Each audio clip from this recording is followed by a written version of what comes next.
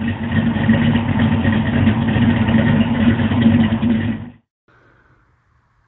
morning, this is Brent with Lykins Motorsports. We've got a 496 FE bagged up here that we're going to continue working on today. So we received the camshaft for this engine. Just as a quick recap, this is a, it's not a 496, I don't even know why I said that. It's a 511, I'm sorry. It's going to have J. Brown's FE power heads and a 2x4 intake setup, kind of like a little bit more than a tunnel wedge setup, but pretty spicy engine build. We're hoping for around 900 horsepower, maybe a hair over that. So got the crank in it. Obviously it's all bagged up. We'll take that bag off here in a second, but BBM block, a scat, steel crankshaft. Got our plethora of parts laid out here. Molnar rods, custom camshaft, diamond pistons, total seal piston rings. So our goal for today is just to get the cam in it, get it degreed, which will include piston rod on #1 cylinder, and maybe even getting the timing cover on the day. So that will be where I stop because I don't have the heads yet. So before I get all 8 pistons in here, I want to make sure that we have sufficient piston to valve clearance, that there's no issues going on there. So we're going to get this unbagged. We're going to slide this cam in, and just as an interesting aside, our little 502, I'm sorry, I'm all messed up with numbers today.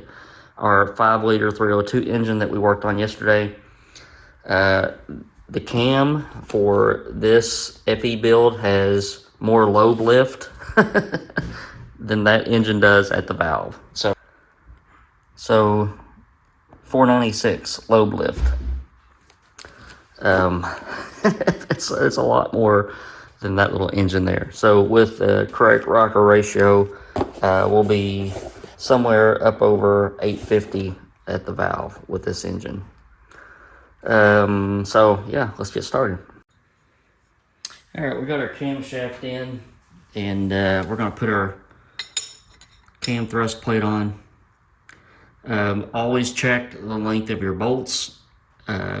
See how much thread depth that you have behind the thrust plate. You don't want this bolt to pinch off the oil going to the distributor gear.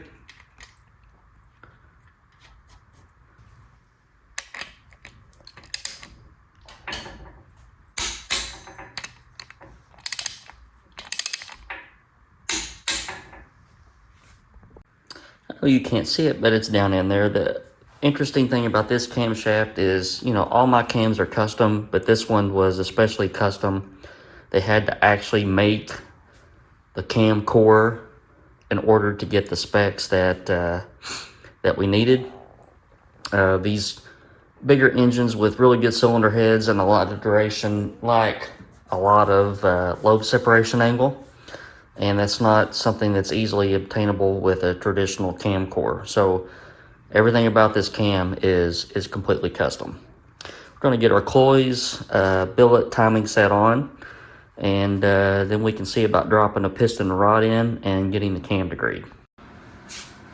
Okay, let's go over some of the parts that I've chosen. We've got ARP cam thrust plate retainer bolts.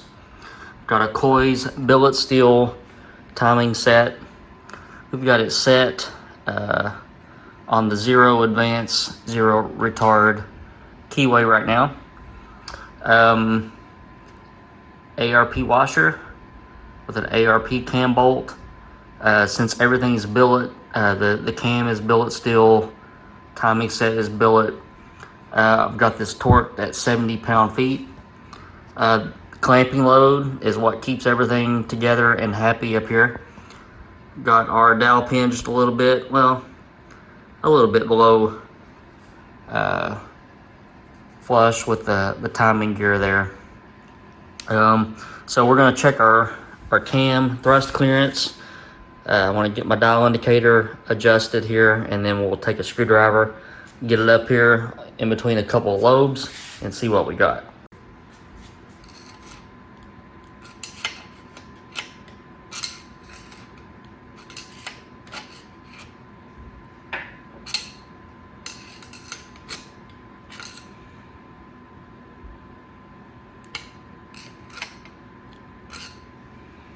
It's got 4 thousandths cam thrust clearance, which is good. I like to usually see 4 or 5 thousandths. So a lot of these parts come from Doug at Precision Oil Pumps. He's been doing my cam thrust plates recently, so I don't have to send those out and have them surface ground. If you buy a Pioneer cam thrust plate for an FE, you'll bolt it up and find that you do not have any thrust clearance whatsoever, so they need to be ground a little bit. The cam plate, the cam thrust retainer, cam retainer, my goodness. Those bolts come from Doug. This washer comes from Doug. So Doug has a nice in with ARP. He gets lots of cool stuff made for us. So hit Doug up if you need some parts for your FE or small block Ford or lots of other engines. All right, for the shiny bits upstairs, we're using some custom diamond pistons with some coated skirts, some tool steel trimmed wrist pins. We got these Molnar power adder rods, so everything is beefy as I can get it. 0.8 millimeter ring package with a Napier second. You can see the little ridge on the back side of the ring. So I can't knock the whole short block together. Sure as I get the head and do a piston to valve clearance check, I'll have to pull it all back apart and have the pistons cut or something like that. So just being cautious, and we'll get one check or one in the engine cam degreed, and we'll leave it in there so that when the heads come and I get those assembled, we can check our piston to valve clearance.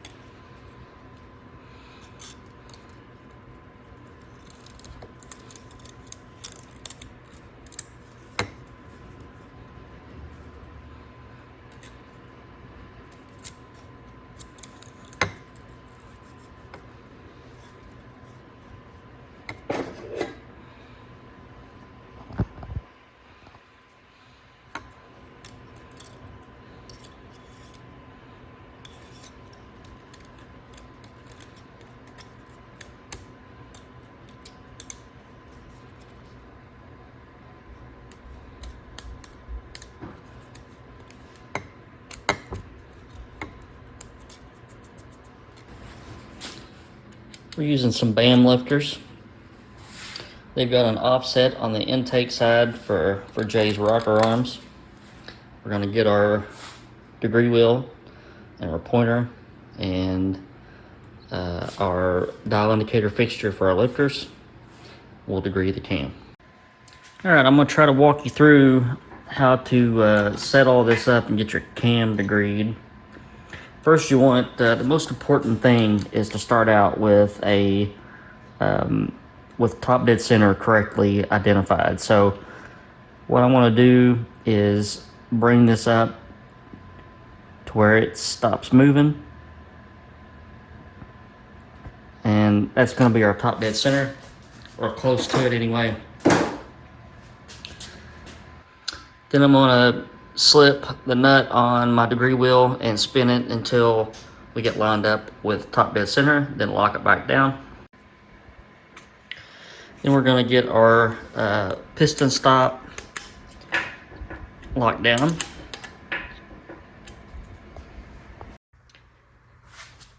And then it's just a point of rotating the engine back and forth to check that piston stop. So we just slowly get it to where it's touching.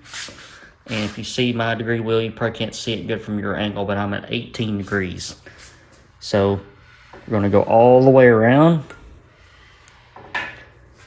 until it just barely touches again. And we are at 18 degrees. So if you use that deck bridge, you can usually get within a degree or two, but you just check back and forth, and make corrections as needed. So now I can take off my piston stop.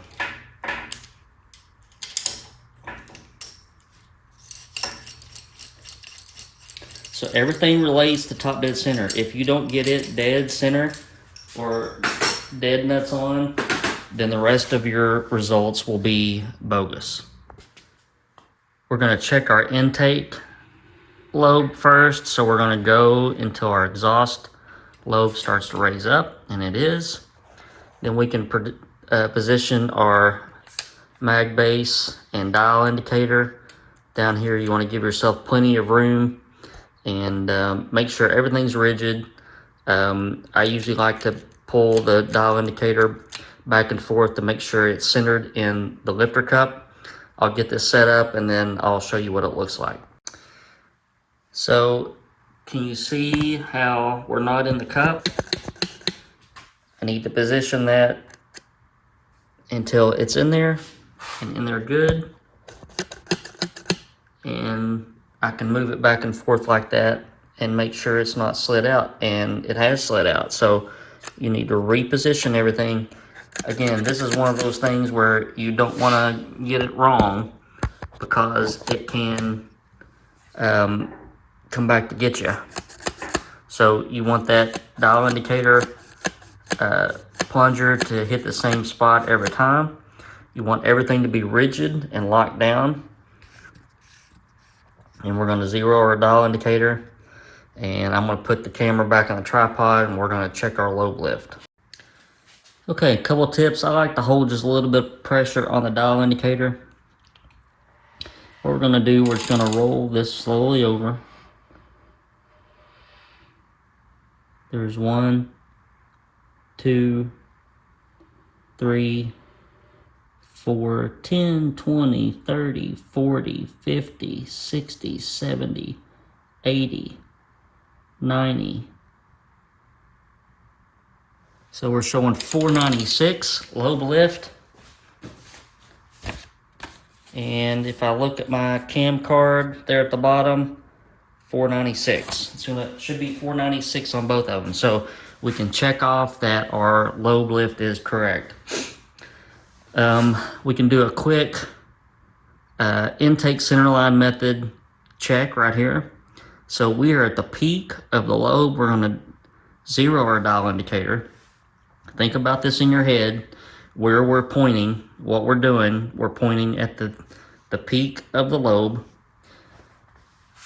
What we're doing is we're going to take a measurement on each side of that lobe, and then we're basically averaging the difference between the two.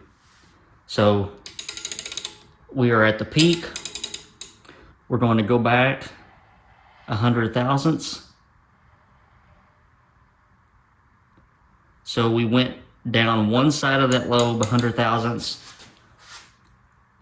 just to take the slack out. We don't want any backlash in any of this. We're going to stop at 50 thousandths before the peak of the lobe. Our degree wheel says 77. I want to keep on going. It should hit 0 and then start back, and it did.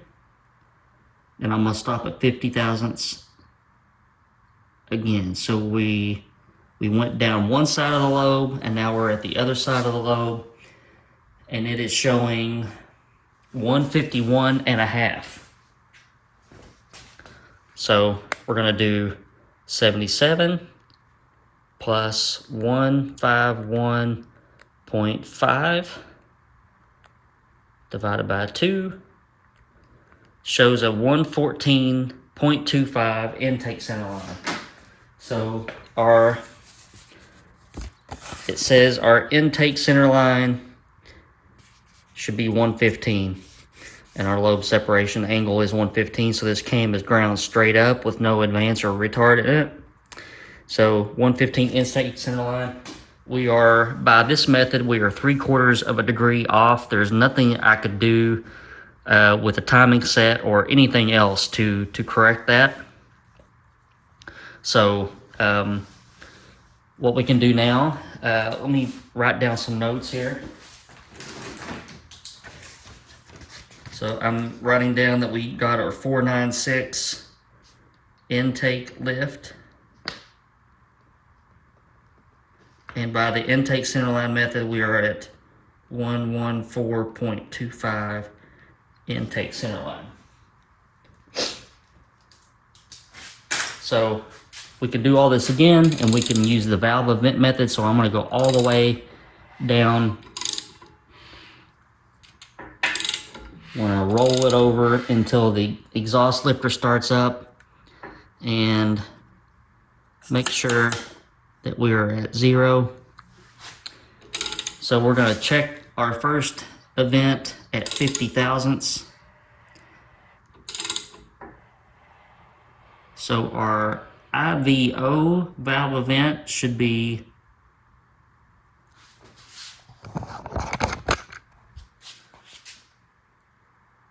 about 23. I'll call that 23. So I'll write that down on the cam card.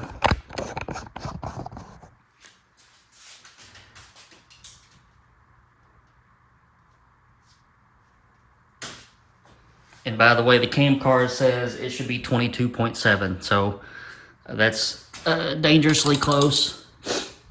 So to get the valve closed valve event, the IVC, we're going to keep on going. There's 1, 2, 3, 4. There's the peak of our lobe, 496. There's 4, 3, 2, 1, and we're going to stop at 50.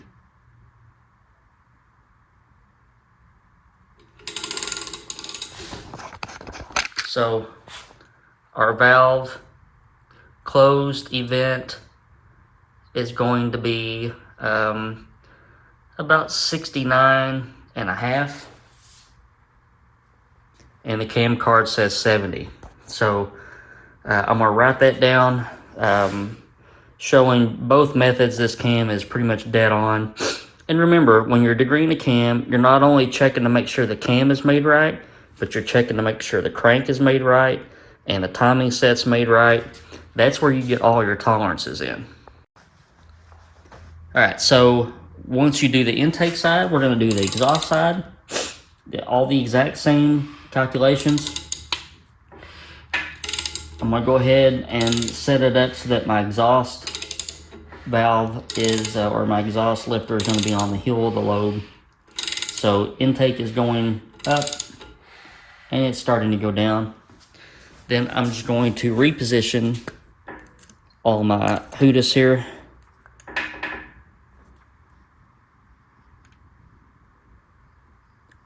And since we have a lot of lobe lift, you want to make sure you have a lot of room here.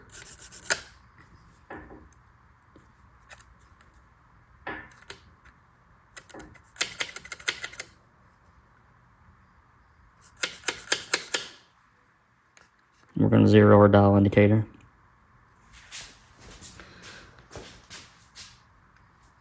Spin this around where you can see it.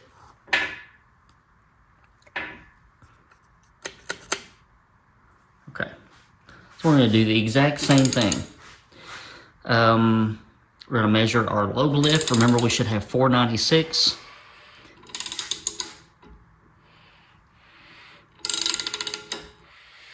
One, two, three, 4. 96, right on the money. So what I can do at this point, I can zero because we're at the very peak of the lobe. We're going to go back 100 thousandths to get that slack out of it.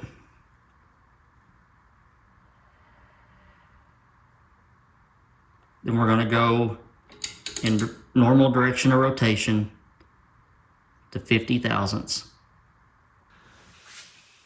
Okay, so our degree wheel reads about 155 and a half, 155.5. We'll keep on going. We're going to hit 0, and then we're going to go back down.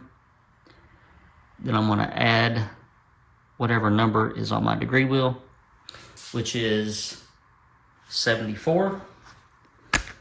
So 155.5 plus 74 equals 229.5. Calculator's about dead, but it says 114.75. Remember, our exhaust center line should be 115, so we were within a quarter of a degree.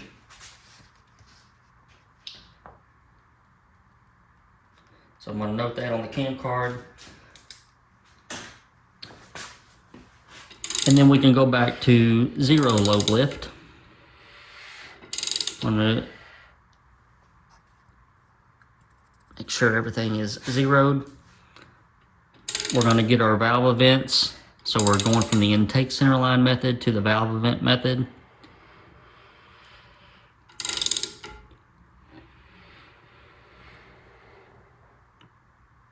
So our EVO, our exhaust valve open event, is 79. Cam card says it's supposed to be 78.6.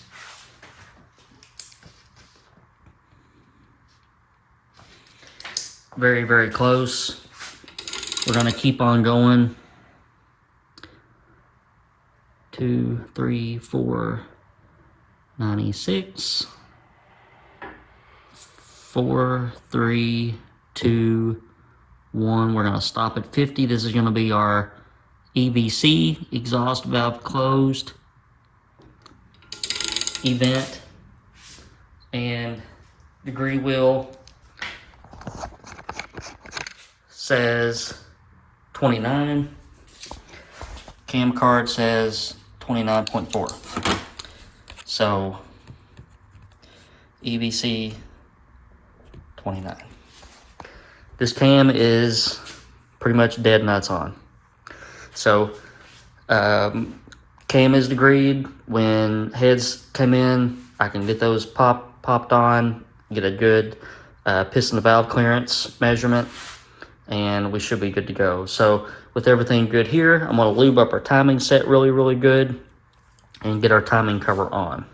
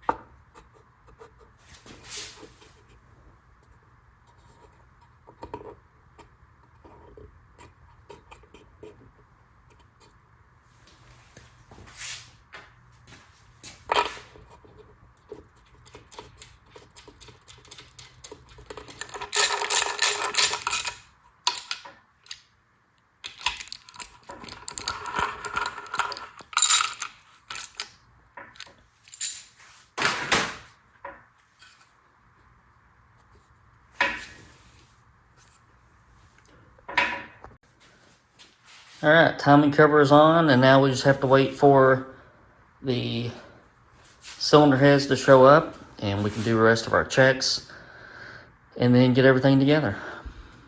So this one's going to be a strong engine.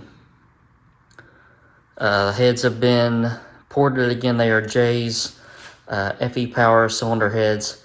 If I'm not mistaken, the heads flow, I'm thinking 440, 450, something like that.